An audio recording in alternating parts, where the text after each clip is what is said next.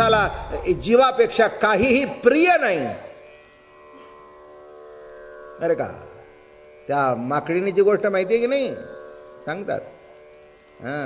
असा पाणी आलं, पूर आला, उचलून घेतलं, डोक्यावर घेतलं. शेवटी तिच्या तोंडात पाणी जायच्या, ती पोरं खाली टाकली आणि त्यांच्यावर उभी राहिली. जग असं आहे. याचा पूर्तता एवढीच करायची आहे की प्रिय असेल तर माणसाला आपलं जीवन आहे. पण शेवटी भक्ती म्हणजे काय? जीवा होऊन वरवती माझ्या ठाई अत्यंत प्रीती. आणि लक्षात ठेवा, प्रीती म्हणजेच भक्ती. भक्तीची पुढची अवस्था ज्याला आहे त्याला प्रेम म्हणावं, प्रीती म्हणावी. भक्तीचे नवविध प्रकार आहेत. श्रवण, अर्चन, कीर्तन, वंदन, दास्य, सख्य, ज्ञान. भागवतामध्ये आणखीन 4 सांगितल्या. ज्ञानेश्वरीत अर्थार्थी, जिज्ञासू, ज्ञानी, याही भक्ती सांगितल्या बरं का. पण खरी भक्ती कोणची? भगवान म्हणतात, दुजी ना तिजी ना चौथी साधकाची साधन भ्रांती, बहुधा भक्ती मज नाही. पहिली भक्ती का दुसरी भक्ती का तिसरी भक्ती?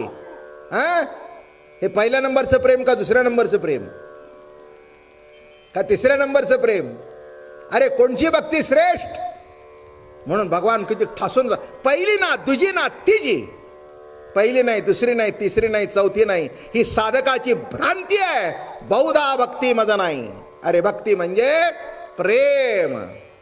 प्रेमे विण श्रुती स्मृती ज्ञान. ऐक राजा परीक्षिती, प्रेमे विण श्रुती स्मृती ज्ञान, प्रेमे विण ध्यान पूजन, प्रेमे विण श्रवण कीर्तन वृथा दान नृपनाथा. हे राजा परीक्षिती, प्रेमाशिवाय सगळं व्यर्थ आहे. आणि या प्रेमामध्ये त्या गोपी अडकल्या होत्या. आणि म्हणून म्हटलं, प्रेमी म्हणतो मी दृश्य आहे आणि द्रष्टा पण आहे. अशी प्रेमाची अलौकिक अवस्था. पण प्रेमाची शेवट मिलनात नाही तर विरहात आहे. आणि तेच देवाला दाखवायचं होतं बरं का. जवळ असलेला माणसाचं एवढा ओढा लागत नाही, लांब गेल्यावर जास्ती राहतो,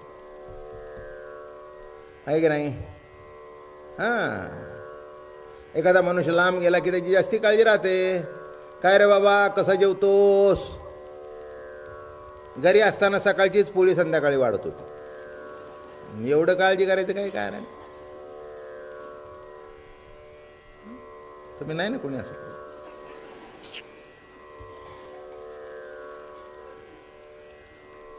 रागू नका माझ्यावर. नाही तर उद्या एवढ्या सगळ्या जणी जर आणि सगळ्या बायकांनी जर संप केला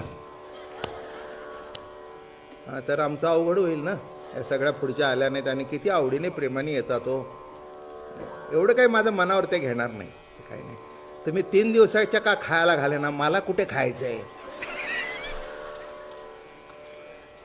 माझं म्हणणं कळलं का? लांब गेल्यानंतर प्रेम जास्ती प्रेम. हो, घरात असल्यानंतर सांगतील काही नाही, पोळी करून देते, लोणचं घेऊन जा बेडेकराचं, प्रवीणचं. आणि सध्या काय भाज्या घरच्यापेक्षा सुद्धा तिथे सांगणार. आणि आम्ही तसं काय नाही, दोघं तिघे मिळून एक मागवतो. आज त्याचे 30 रुपये, उद्या त्याचे 30 रुपये, 30 रुपयात 4 जण आम्ही भाजी मागवतो. सुंदर. काय कधी आलू डम,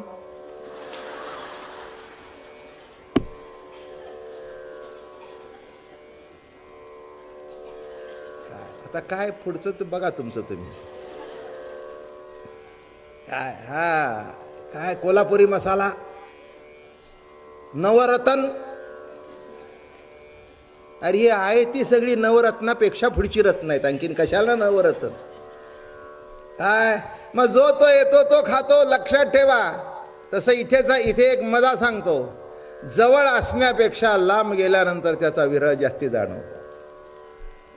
आणि म्हणून गोपिकांना सततच देवाजवळ राहायची सवय होती. देव आहे या प्रतीतीत वावरायची सवय होती. जरा लांब गेल्यानंतर त्यांना कळू दे की काय मजा आहे, काय मजा आहे. मग एखाद्या माणसाला कधीही नोकरीची बदली होत नाही बरं का, पण केव्हा तरी असा उलटा फेरा येतो. की ते म्हणतात तुम्हाला बँकेचं प्रमोशन पाहिजे असेल तर you have to go to Baroda. तर करतं काय? नाही जावं तर 2-3 हजाराचा पगार पडतो.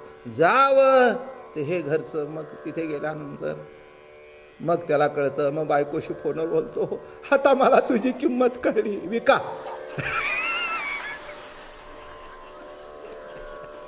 आता कळली तर विका, नाही तर विकत तरी घ्या. काय नीट लक्षात ठेवा. आता मला कळतं घरचं अन्न काय असतं. काय अगं काय सांगू, घरी आल्यानंतर दरवाजा उघडा, आता इथे खोलीचं कोणीच उघडायला नाही, माझंच मी कुलूप काढतो बसतो, झाडच सुद्धा नाही आठवडा. आणि काहीही करमत नसतं म्हणून फुकत बसतो. दुसरं काय? नको ते ज्ञान डोक्यात घालता आणि तुम्ही आमची फारकत करता. मूळ स्वरूपाच्या ठिकाणी तिथे जे आहे ते एकरूपताच आहे. म्हणून महाराज म्हणाले कृष्ण वेधली विरहिणी बोले.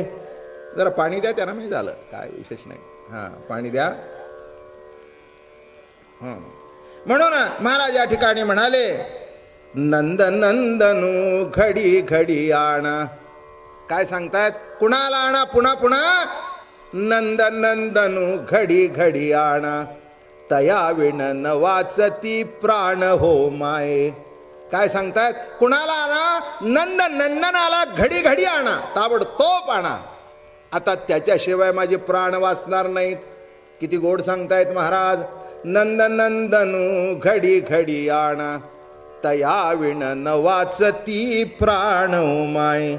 बाप रुक्मा देवी वरु विठ्ठलू गोविंदू, अमृतपान गे माये, अमृतपान गे माये. माझे जीवीचे तुम्ही का हो नेणा. माझ्या जीवात काय चाललंय हे तुम्ही कसं जाणत नाही. नंदनंदनू घडी घडी आणा. आता कुणाला आणा? एक लक्षात ठेवा, जीवाला शेवटी जर समाधान पाहिजे असेल तर नंदनंदनच लागतो. आणि गोपिका इथे मोठ्या कासावी झालेल्या आहेत. एक सांगू का, संसारातल्या गोष्टी करता, संसारातल्या माणसांच्या करता रडणं हा भाग निराळा, आणि प्रभू करता जीव कासावीस होणं हा भाग निराळा.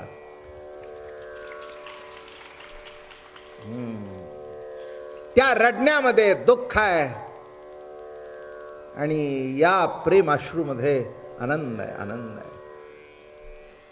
कंठी राहो नाम, कंठी राहो नाम, अंगी भरो निया प्रेम, ऐसे द्यावे काही दान, नाम आठविता सद्गदित कंठी, प्रेम वाढे पोटी ऐसे करी. एक सांगू का, ज्या व्यक्तीवर आपलं जीवापेक्षाही जास्त प्रेम असतं त्या व्यक्तीचं स्मरण झालं की कंठ सद्गदित होतो. जीवा हो निवरवती माझ्या आठई अत्यंत प्रीती, या नावगा माझी भक्ती. जीवा हो निवरवती. रात्री बिछाण्यावर झोपलेले असतात आणि गंमत असते बघा, आजूबाजूचे सगळे झोपलेले ना, आपण जर वरचा फिरत्याला पंखा बघत असलो तर भयंकरच अवघड जातो. मग आपल्याला असं वाटतं यांना कशी झोप लागते. तुमचं वा बरं कसं झोपता, झोपले की घोरायला लागला. तुझं विनय कली, तुझं विनय कली रे कृष्णा न गमे राती. लक्षात ठेवा, एकट्या माणसाला रात्रीचं मोठं अवघड आहे. तसं कृष्णा लक्षात ठेव, जिथपर्यंत प्रभू प्रेमाची प्रतिती प्रगट झाली नाही तिथपर्यंत जीवन हे संपूर्ण जीवन रात्र आहे. दिवस हेही रात्र आहे आणि रात्र हेही रात्र आहे. पण त्या रात्रीमध्ये तर कृष्णाचा वेणू ऐकू आला. रात्रीच्या वेळेला एक चांगलं असतं, गडबड नसते, आजूबाजूचे आवाज बंद झालेले असतात. आजूबाजूचे आवाज बंद झालेले असतात, फक्त घोरणाराचे आवाज येतात. त्याचा तात्विक अर्थ सांगतो. नीट लक्षात ठेवा. घोरणारे असतील नाही तर न असतील, पण आपल्या जीवनामध्ये एखादा जर घोर असेल ना, तो उशीवर पडल्यानंतर ते विचार जास्ती येतात मला. माझं बोलणं कळलं का? हां, सबंध दिवस कामात गेल्या कारणाने काही लक्ष तिकडे जात, पण उशीवर डोकं टेकलं की आता कसं काय, आता कसं काय. सबंध दिवस का आठवलं नाही, तर कामात होता. आता का आठवलं? मग या वेळेला हे सगळे नाद, जीवनातला जो घोर आहे तो केव्हा संपेल? जेव्हा वेणूचा नाद कानात शिरेल तेव्हा. तुझं विनय ऐकली रे कृष्णा न गमे राती, तव तू नवल केली वेणू घेऊन आली. आलीये त्याची सोय, आलीये जिथून आवाज आला तिथून ओळखलं, तुझी ओळखली गती. नवल हे वाल भरे कैसे जोडले जीवी. आणि जीवात जडल्यानंतर काय झालं? दुसरे दुरी ठेले प्रीती केला रिघावा. जे दुसरे विचार होते, जी वासना होती, जे षड्रूपी होते, ते लांब राहिले. दुसरे दुरी ठेले का? दुसरे दुरी ठेले का? प्रीती केला रिघावा. नवल हे वाल भरे कैसे जोडले जीवी. परमात्म्या, आता एकच प्रार्थना आहे की हा जो तुझ्या माझ्यामध्ये विरह घडलेला आहे तो दूर जावो आणि तुझं दर्शन घडव. व्यक्तीचा विरह सिगरेटी जाळून जात नसतो. प्रेमाची परिपूर्तता दारू करत नसते. प्रेमाची परिपूर्तता सिगरेट करत नसते. बरं का? हे नीट लक्षात ठेवा. तुम्हाला जर वाटत असेल की ती पूर्तता तिथे होईल, होणारच नाही. जी गोष्ट जिथे पाहिजे, मीठ कमी असेल तर मीठच टाकायला पाहिजे, तिथे तिखट टाकून जमायचं नाही. मीठ कमी होतं नाही का बाईने तिखट टाकलं, तोंडाची आग झाली. म्हणलं हा काय का? म्हणलं मीठ कमी आहे. हा म्हणली म्हणूनच मी तिखट टाकलं. वा. ते म्हणले you are a real wonderful wife. हा हा वंडरफुल आहेस म्हणे, सगळं तुझं अलौकिक आहे. कशा करता सांगितलं मी? लक्षात घ्या, जीवनामध्ये विरहाशिवाय म्हणून 3 शब्द वापरतात भक्तिशास्त्रामध्ये: पूर्वराग, मीलन आणि विरह. आणि इथे जो आता भाग आलेला आहे तो गवळणींच्या विरहणीचा भाग आलेला आहे. आणि म्हणून ज्ञानेश्वर महाराज म्हणाले, नन्न नंदनो घडविण तुझ विणय कली रे कृष्णा नगमे राती. तवत्वा नवल केली वेणू घेऊन हाती. आली येतेची सोय तुझी ओळखली गती. नवल हे वालवरे कैसे जोडले जीवा. काय गोड विरण्यात. नवल हे वाल भरे कैसे जोडले जीवा. दुसरे दुरी ठेले प्रीती केला रिघावा. नवल हे वाल भरे कैसे जोडले जीवा. तुझ विनय कली रे कृष्णा नगमे राती. अरे कृष्णा, तुझ्याशिवाय रात्र शब्दाचा अर्थ रात्र नाही तर जीवनामध्ये आलेला अंधकार हा तुझ्या प्रकाशाशिवाय जाणार नाही. तुझ विनय कली रे कृष्णा नगमे राती. एक लक्षात ठेवा, दिवस माणसाचा कसा तरी जातो पण रात्र जात नाही. बरोबर आहे ना?